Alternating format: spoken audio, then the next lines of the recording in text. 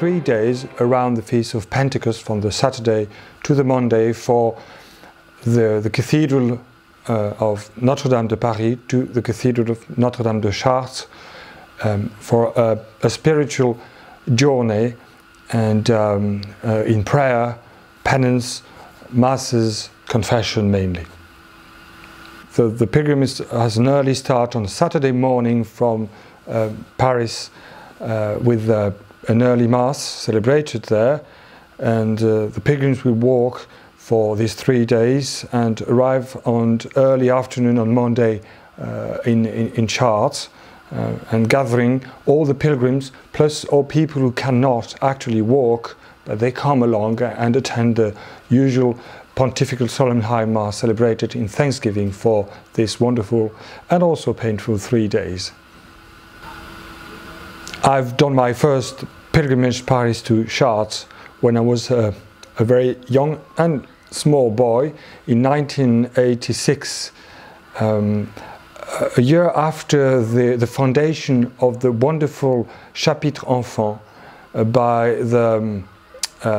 Father Coiffé from France, and since then I've walked every Chartres pilgrimage except on the year of my priestly ordination in 2002, and on 2 other years since I'm arrived in the UK. But it is an experience, and for me I would never forget, and certainly has planted the vocation to the priesthood from Chartres. So during the 3 days, people, after they've chosen what we call a chapitre, which is a small group under the patronage of a saint or a blessed of the Catholic calendar, they walk together with accompanied by priests and seminarians, and mainly they encourage themselves by chanting and living in a wonderful atmosphere of the I would say a Catholic kingdom, so to speak. So the rhythm is rosary, meditation, many times of silence. Priests are available to hear confession, and myself as a young pilgrim and afterwards as a priest, I've witnessed so many conversions on the roads and en route to Chartres, and this is a wonderful sign of hope for the Catholic Church.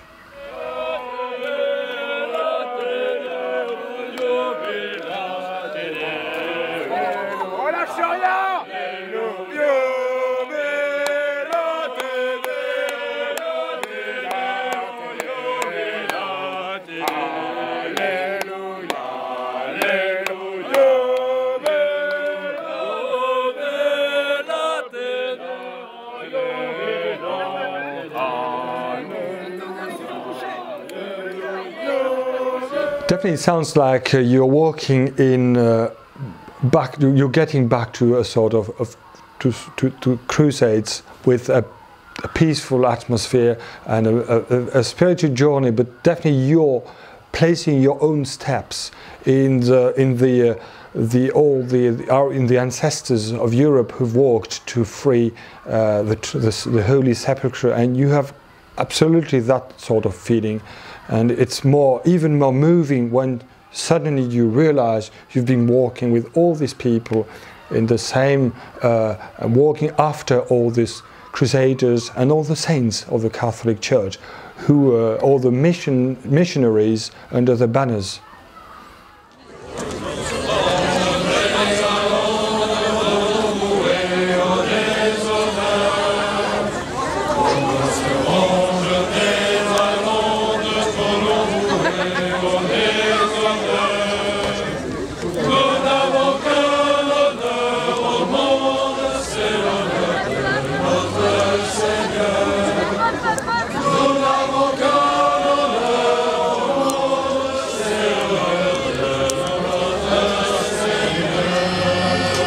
People, when they arrive, they set up their own tent, and they share the meals together. When they arrive, there are pauses, of course, during the walk. It's a long 100 kilometers walk. It's rather long and exhausting, I have to say.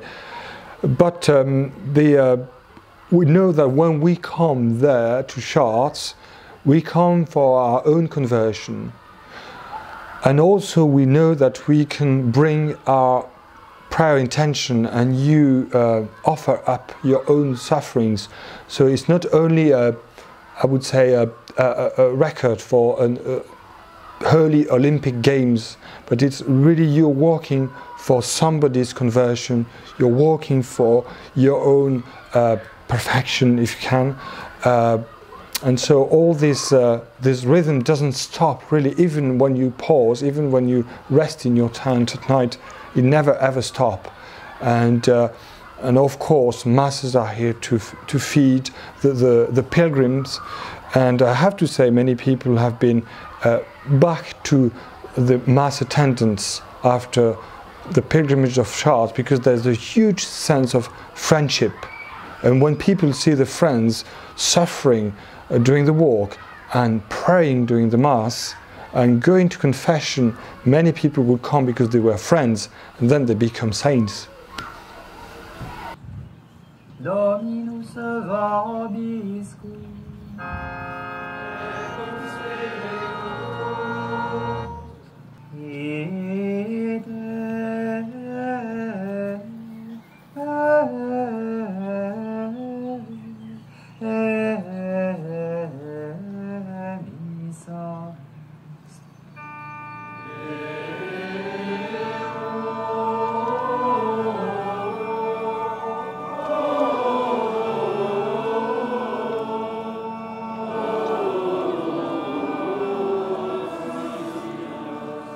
Benedicat vos omnipotens Deus, Pater et Filius et Spiritus Sanctus.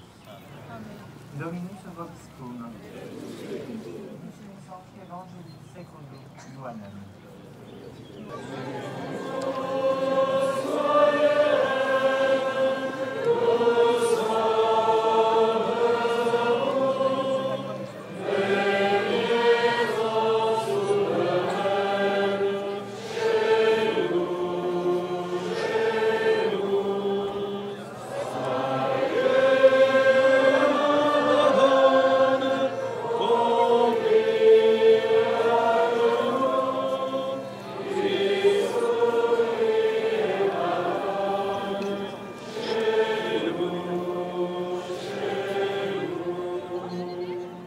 The logistic is incredible. I have to say I caught a glimpse of it as in two occasions. The first occasion when I was a teenager, when I was in the Boy Scouts in Versailles. So we used with the group of Boy Scouts we had at that time. We used to prepare the meals for the children. And we used to serve them because they can't really. So when they arrive at night for their meal, they would sit in the field in chapitres again, in their groups, and after graces we used to serve them. So I was 13 or 14 or 15 years old, I can't remember, that's a long time ago, but we used to serve them, so I had a sort of idea of the logistic behind. And then, thank God, with the authorization and permission of my superiors, I was appointed as a deputy chaplain of the pilgrimage for 3 years, I think. So I had to go from my parish in the south of France to the trust meetings of Chartres Pilgrimage, national level in Paris, and I could see everybody was bringing in, and all the work they were doing throughout the year. So I had to sort of follow the Chartres Pilgrimage for the year, doing it 1 year in preparation for the next one. It is really very, very impressive, and the amount of time people, volunteer time, people would spend. That's amazing, amazing. During the pilgrimage, between the chapters, the priest walks separately, and you can go to confession. Yes. Walk on walking. Yeah. Yes, I call this the walking confession, the walking box of God. It's again an experience as a pilgrim, as a young pilgrim as I was before I went to the seminary. I was attracted to confession during Charles' pilgrimage because I found this as a teenager. I found it more interesting. Walk with the priest, and you can spend a bit of time with him and more time because he's here for 3 days, so you know you can have more time for a discussion on your faith and raise questions you probably wouldn't have time to raise during the normal confession during the year. This is the first thing, and I'd really appreciate, on a second point, I did appreciate that my friends would go to confession, and this was definitely a great encouragement for myself to go, because you know how we are teenagers, we're always reluctant to go to confession, but if you see your friends, you would go very easily. And I have to say, I've used that experience for myself. I've used this as a priest to hear confession with young groups or groups of teenagers walking to Chartres. I've used that. And the third, as a priest, I have to say, the fact that you're walking together, it's easy to help the person to understand that the confession is one of these steps. So we are walking together, and when you go to confession, you make a good confession, you make a huge step to your final destination, not only Chartres, but heaven.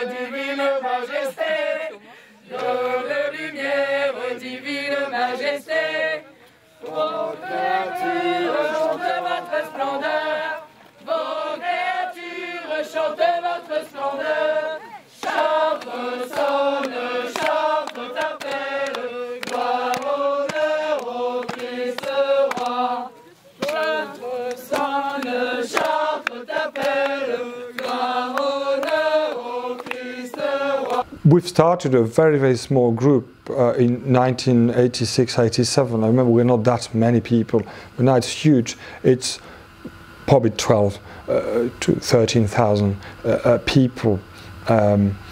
We were even more people. I do remember, as a little boy, I've walked the pilgrimage in 1989, which was the first pilgrimage after the split up of two pilgrimages after the episcopal ordination by the Archbishop Lefebvre. So before that, we were all gathered, all together, and I perfectly remember we were probably 15 or 17,000, a bit more. It was most impressive. I was only little, but I do remember that. It's the same reason why they have attracted to our tradition, our seminaries, and to the extraordinary form of the liturgy and of a priestly lifestyle. They all find this in Chartres. For 3 days, I would say, they experience the Catholic culture for 3 days. There is an atmosphere during 3 days of sacred, of culture, of faith, of mercy as well. I have to say, by witnessing all these, all the confessions during the pilgrimage. So all these, I would say, virtues are all gathered within 3 days, and for them, it is a sort of spiritual shock and a spiritual boost in the meantime. So they experience during a brief moment on a high level the faith of the Catholic Church, and they experience through the beauty and the grandeur of the liturgy celebrated there, the extraordinary form. And I have to say, as an experience I've had really is I've seen so many young men came along to say, I found my vocation in this pilgrimage because I could identify my own life to the life of the pilgrimage, because this is what I am doing during my life, or I have to do when the pilgrimage is ended and in Chartres, but I have to carry on. And this is really what they find most attractive. You were taking a group of pilgrims from New Brighton on Merseyside. Yes, we do hope to get some pilgrims to Chartres. Well, we have opened and launched the invitation to join this wonderful pilgrimage from our shrine churches, not only on the rural St. Peter Paul and St. Philomena, but also from Preston and Warburg. So we're starting a bit of publicity. So what we have offered is to our pilgrims from our churches in the UK to join the group of Irish pilgrims from of the Institute of Christ the King. So we're going to merge these groups for the 3 days. So anybody who wants to join us, more than welcome. One of the canons would walk with the group, of course, and you can contact the shrine of New Brighton as usual. So newbrighton@icrsp.org, and I would direct you to the person in charge. Bien, je vais dire quelques petits mots en français. Donc, bienvenue à tous les futurs pèlerins anglais et de Grande-Bretagne qui nous rejoindront sur les routes de Chartres cette année. Nous aurons la chance et la grande grâce d'avoir la présence du cardinal Sarah pour célébrer la messe de clôture en 2018 à Chartres. Donc tout le monde est bienvenu. All welcome.